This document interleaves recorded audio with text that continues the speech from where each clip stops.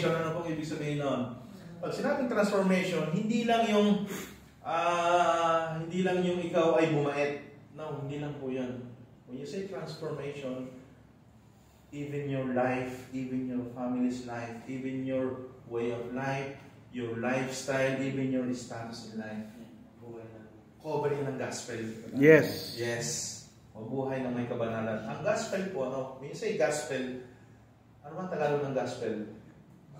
Gospel, ano yun? Mabuting Ebanghelyo. Ebanghelyo ng Panginoon. Gospel, no? No. Ang gospel po, hindi lang siya salvation. No. Many believers think that gospel is just salvation. Masave ka, tapos na. Thank you Lord for salvation. No. Ang gospel po, it covers so many things. Amen. Healing. Isa yan sa resulta ng gospel.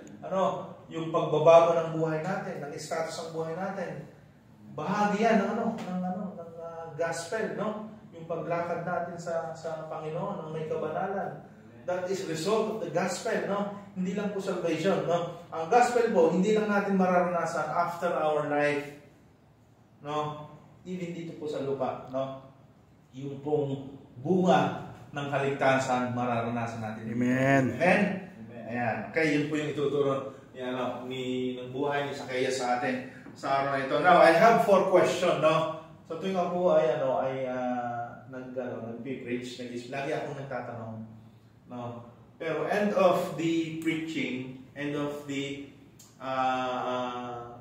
is sasagutin natin yung question na yan in our conclusion. So, the 4th question is, una, how is your familiarity with Jesus? Gaano ka ka-familiar kay Jesus? Gaano mo siya kakilala?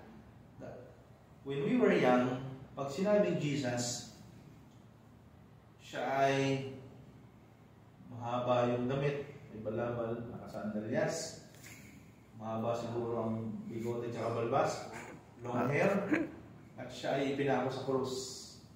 At siya ay nakikita natin sa Catholic churches. That is the figure of Jesus. Di ba? Now, gaano ka kapamilyar kay Jesus? Gaano mo siya kakilala? Ayan. Pangalawa, how is your intimacy with Jesus? No? Ang ating pong Panginoon is a relational being. No? Pag sinabi pong relational being, hindi po siya yung Diyos na malaki, na powerful, na ganun lang siya at malayo sa atin. No.